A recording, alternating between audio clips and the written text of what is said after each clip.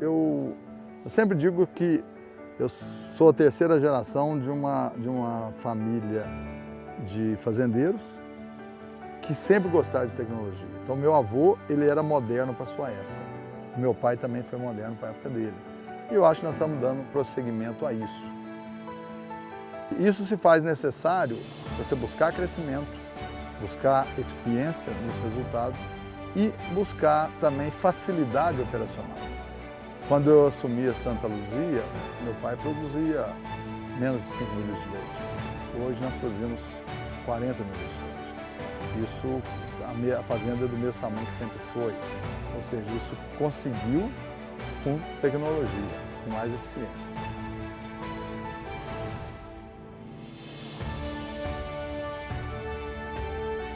E meu pai teve a sabedoria de não querer segurar as coisas para ele. Eu acho que uma das coisas importantes que ele fez foi exatamente construir uma família numerosa, uma família unida, engajada no negócio, sem segurar para ele. Ou seja, todos nós passamos a assumir parcelas de responsabilidade nos nossos negócios.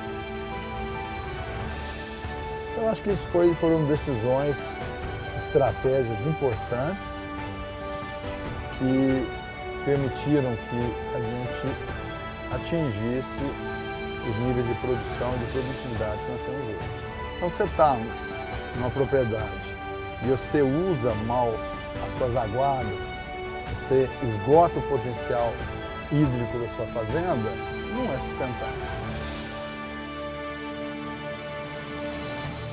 Você está numa propriedade onde os seus funcionários moram mal e vivem em condições não adequadas para o humano, não é sustentável. Se você é uma empresa que não paga os seus fornecedores corretamente, também não é sustentável. Então, ou seja, são várias práticas que a gente tem de sustentabilidade ambiental. E realmente a sustentabilidade hoje é a palavra de ordem, né, dentro do nosso negócio.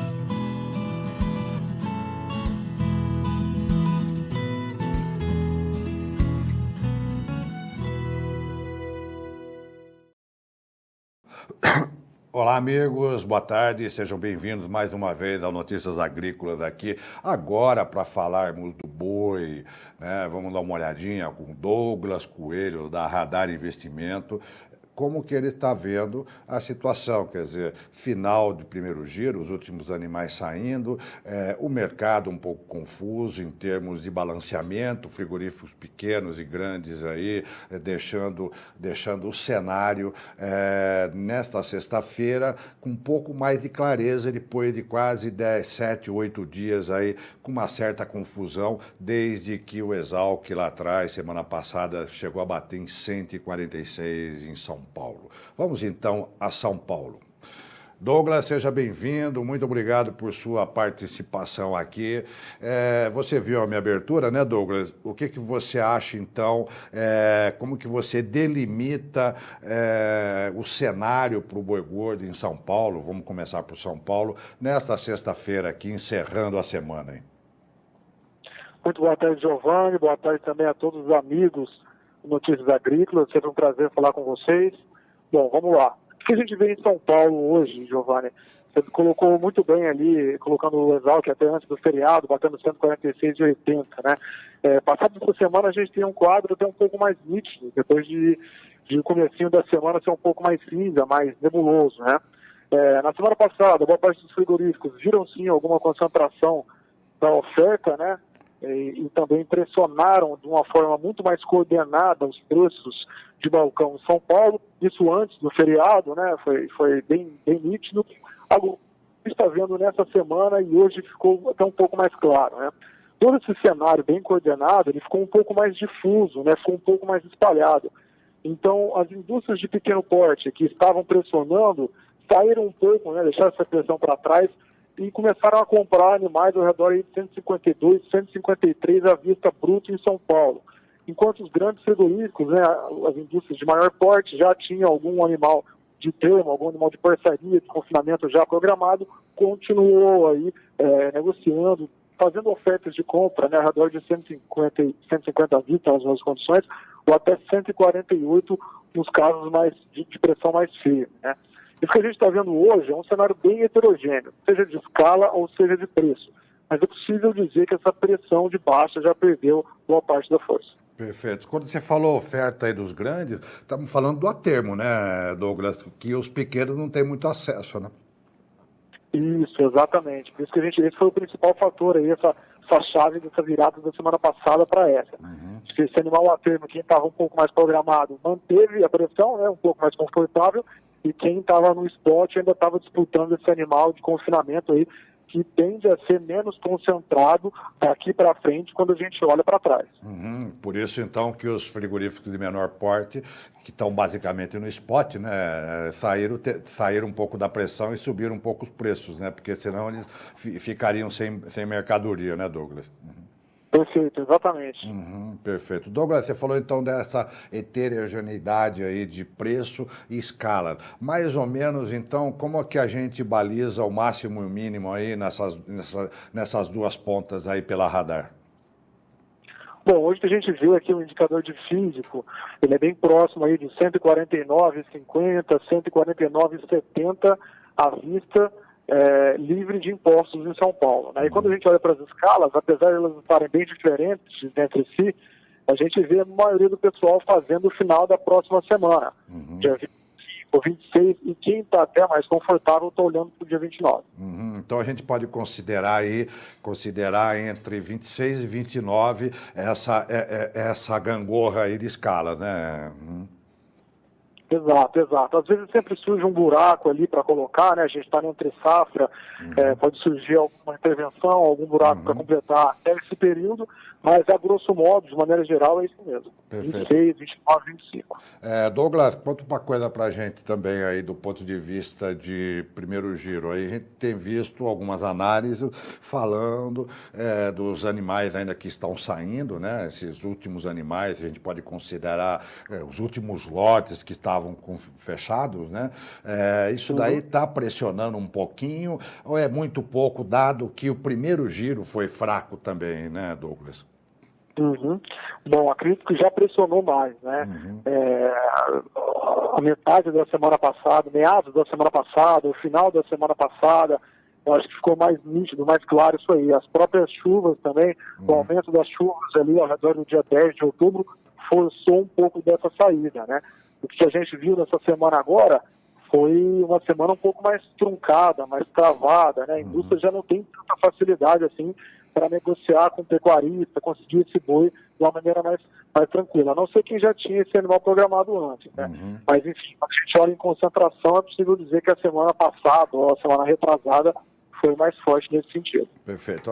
Então, Douglas, a gente pode deduzir o seguinte, se ainda, naturalmente, não há boi de pasto, já não tem tanta pressão de confinamento e já há mais ou menos um equilíbrio entre a necessidade dos grandes e pequenos, até porque essa oferta de boi a termo também dos grandes também já está evaporando.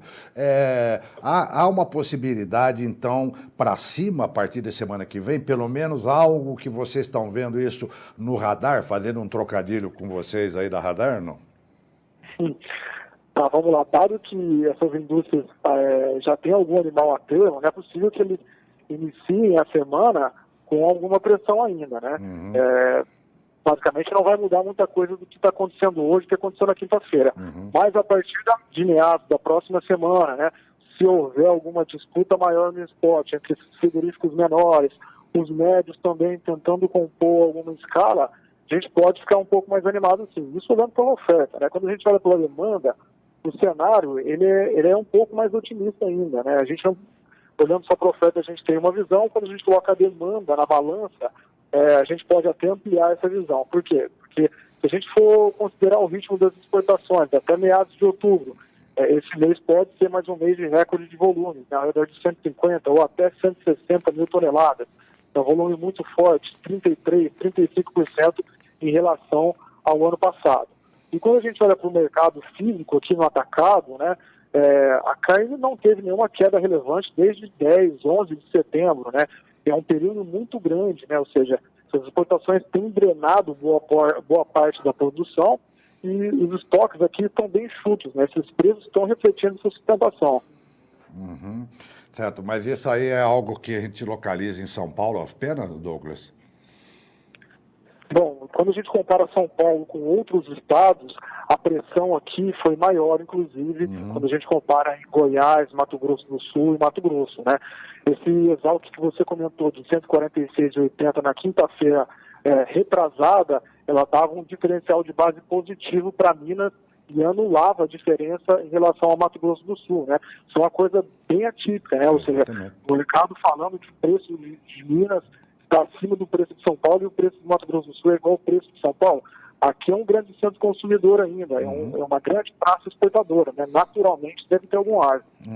É verdade, é verdade. Foi algo bem atípico, totalmente meio fora da curva, né, Douglas? Sim. Dá para perceber, portanto, que a oferta aqui é muito mais reduzida, não tanto pelo volume de rebanho, que a gente sabe que o rebanho é pequeno no estado, mas em função de consumo e em função de exportações, né? E ainda que levando em consideração, imagino, né, Douglas, que o caso do consumo é aquele consumo básico, né? Porque o consumo anda calmo de uma maneira geral, né? Quer dizer...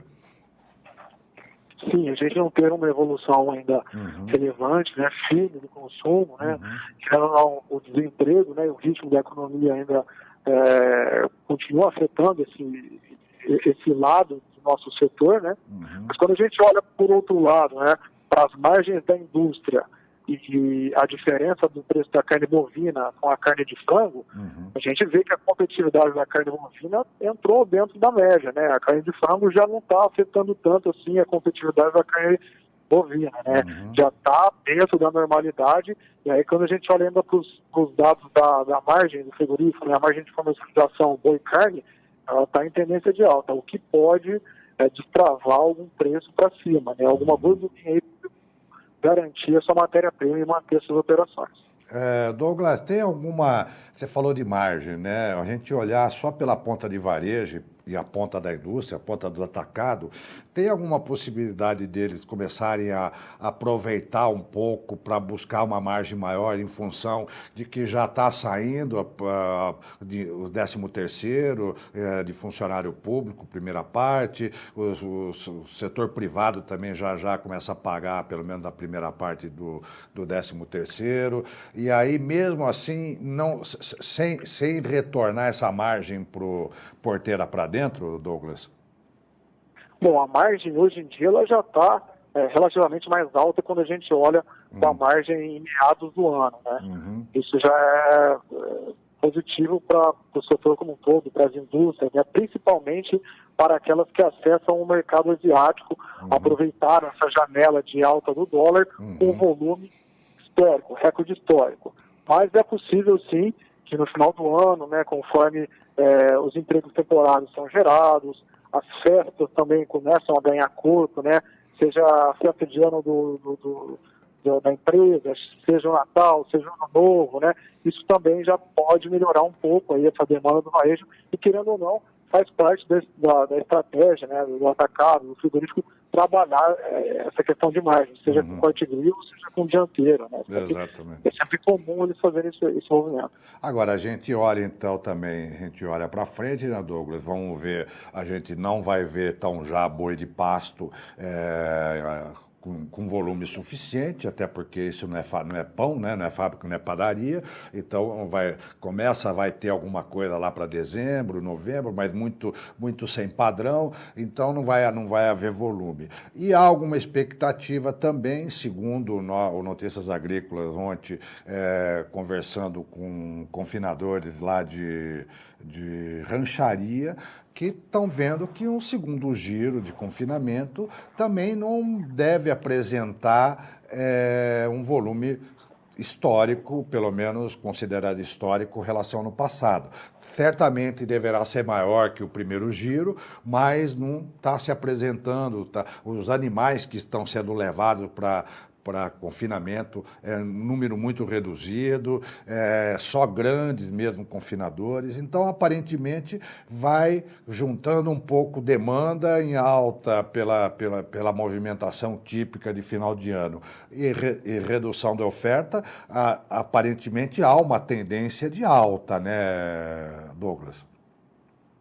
Pois é, Giovanni, o IMEA levantou essa bandeira logo no início, aí, quando boa parte do pessoal estava fechando os animais também, comentando que o número de animais fechados esse ano poderia ser um pouco abaixo, né, abaixo do ano passado. Eu concordo com essa visão, acho ela bem coerente. 2018 é um ano de eleições, foi um ano que os grãos passam. Agora o milho e a soja recuou bastante na esteira do dólar, né? Mas passou boa parte do ano com preço bem firme, né? Tudo isso traz insegurança, não gera um cenário claro, bem definido, né? Que traz confiança para o pecuarista fechar esses animais, né? É possível pensar assim que parte desses pecuaristas trabalharam com um pouco mais de cautela em 2018. E aí, quando a gente olha para a oferta de animais de pasto, ela é bem incipiente, sim. Seria bem factível a gente acreditar que ela deveria ganhar corpo apenas em janeiro, meados de janeiro, né? Fazendo volume a ponto de mexer com as cotações aí. Perfeito. Você falou em câmbio, eu lembrei que há pouco nós falamos de exportação, mas não lembramos do câmbio. O câmbio está num viés de baixa. Se consolidar a vitória do Bolsonaro, aparentemente o câmbio vai continuar também em baixa. Já há gente que aponta até para um câmbio de 3,50, 3,55 aí, dezembro, janeiro. Mas, enfim, o câmbio já está ali num patamar que deixa, tira um pouco da competitividade das exportações. Você acha que o produtor, que o exportador, no caso de carne, ele vai tirar um pouco o pé do acelerador ou ele tem que aproveitar essa maré de demanda internacional pela carne, independente de câmbio, e as exportações vão continuar com um pouco mais de firmeza? Naturalmente, elas caem em dezembro bastante, né, Douglas? Não é dezembro, até mesmo novembro começa a já cair um pouco. Correto. Sua leitura de reduzir em dezembro, ela é bem pertinente, né? Acho que historicamente o pico das exportações acontece em outubro. Os frigoríficos aproveitaram muito bem essa janela do dólar, né? Porque foi um preço médio em reais bem alto que eles pegaram, com um volume historicamente alto também. Foi recorde, né? Agosto foi recorde, setembro recorde atrás de recorde, outubro está desenhando para ser um volume muito bom também. Só que tem um ponto que a gente tem que lembrar bem também, né? Que ele é até um pouco mais sustentável quando a gente compara com o dólar, né? Que é o número de plantas habilitadas. A demanda da China, ela cresceu bastante quando a gente olha em 2017, 2018, quando a gente compara com 2015 e 2016, né? Há um movimento bem forte, né? De plantas habilitadas e, enfim, esse número é crescente. Isso pode ser, sim, um pilar de sustentação para as exportações olhando para frente. Para 2018, para o segundo semestre, a gente aqui continua bem confiante. Apesar que outubro o pico, dezembro também pode ter um volume bom quando a gente compara ano contra ano. E se o número de plantas habilitadas continuar relativamente alto, é possível ser também otimista para 2019, né? Por que não? É que a gente olha agora, o câmbio a 3,60, 3,70 e alguma coisa hoje, naturalmente que essas exportações de outubro, provavelmente elas foram contratadas com o dólar a máxima de 4. Quer dizer, a partir da semana que vem, a partir da próxima, já começa a sair a carne contratada a câmbio abaixo de 4, provavelmente. Sempre tem um gap aí, né, um hiato de 10, 15 dias. É um ponto a ver ainda como que os exportadores vão reagir, né, Douglas? Sim, exatamente. Você colocou muito bem. Existe esse atraso aí, esse delayzinho, né? A exportação é pautada em contratos, né? É possível que a gente veja esse recuo do dólar refletindo mais para frente, né? Sem dúvida. Vamos ver. Mas é sempre bom imaginar também que a exportação ela representa uma parcela menor, né, da produção quando a gente olha com o mercado interno. Agora, se o mercado interno tiver um movimento relevante, é possível que esse seja o principal propulsor da arroba. Acho que quando a gente vê uma mudança um pouco mais positiva nesse sentido, aí sim as movimentações podem ser maiores do que a gente viu em 2018. E ainda ressalvando aquilo que você falou, ainda independente de câmbio, tem o fator demanda que pode continuar, né, nos próximos tempos com esse apetite chinês, e também ninguém vai querer, a menos que houvesse uma alta muito abrupta da arroba no mercado interno, mas como isso não vai acontecer, é muito difícil que mesmo com um câmbio menos favorável, o exportador deixa de fazer algum contrato de exportação, né, Douglas? Também ninguém quer perder uma janela dessa aí, porque para depois voltar para o mercado externo não é fácil, né? Exato, exatamente, né? É um vínculo comercial importante, né? E querendo ou não, o boi brasileiro, né? O boi do Brasil, ele é relativamente, a arroba brasileira em dólares, ela é relativamente bem mais barata quando a gente compara com outros grandes produtores, né? Seja Estados Unidos, Austrália, Argentina, Uruguai, enfim. É bem competitivo.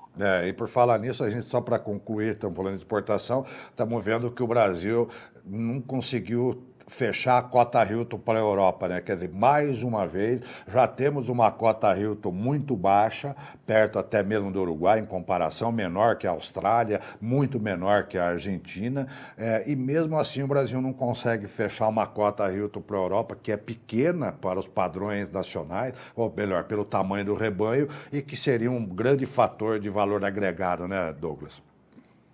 Sim, com certeza. Esse é um nicho, né? Querendo ou não, é um nicho de mercado. É sempre bom o país atingir outros nichos, né? Enfim, atender as demandas com determinada excelência, né? Mas o momento como um todo ainda continua positivo, né? Esse volume de 150, 160 mil toneladas de carne in natura é um fato otimista, né? E vamos torcer para não só volume, mas nichos diferentes, né? Atingir mercados diferentes também. Acho que esse seria o cenário ideal para todo mundo, seja para o frigorífico, pecuarista, para as pessoas ligadas no setor de insumos, o mercado, enfim, de uma maneira geral. É isso aí, Douglas. Foi um prazer tê-lo conosco então, viu, meu caro? Vamos aguardar a semana que vem, vamos ver como que fica essa balança aí, já que você apontou a possibilidade de haver já um alinhamento aí entre grandes e pequenos, ainda com um pouco de boi a termo ainda nos grandes, mas já tendo que começar a se mexerem mais aí para formar lotes aí, né, Douglas? É isso aí. Perfeito. Bom final de semana, viu, Douglas? Eu que agradeço a oportunidade, Giovana. Um forte abraço, ótimo final de semana para todos. Igualmente, até já. Vamos dar uma olhada, então, agora que vimos a possibilidade de haver uma leve melhora aí do início da semana para frente, nessa pressão que está sentindo o boi. Vamos dar uma olhada no B3, hoje, o outubro a 147,40, com uma alta de 0,51%, o novembro a 146,95, com alta de 0,41%, o dezembro a 148, com uma alta menor de 0,20%, e o janeiro, que vinha sem negociação esses dias, hoje ficou em 147,40, com queda de 0,47%, podendo já refletir os primeiros animais de pasto aí, uma oferta um pouco maior já em janeiro de 19. E agora o CPEA ontem teve uma altazinha de 0,50% a 149,30 em São Paulo, média do boi gordo. Notícias Agrícolas agradece a sua audiência. Fica com a gente que a gente volta em instantes.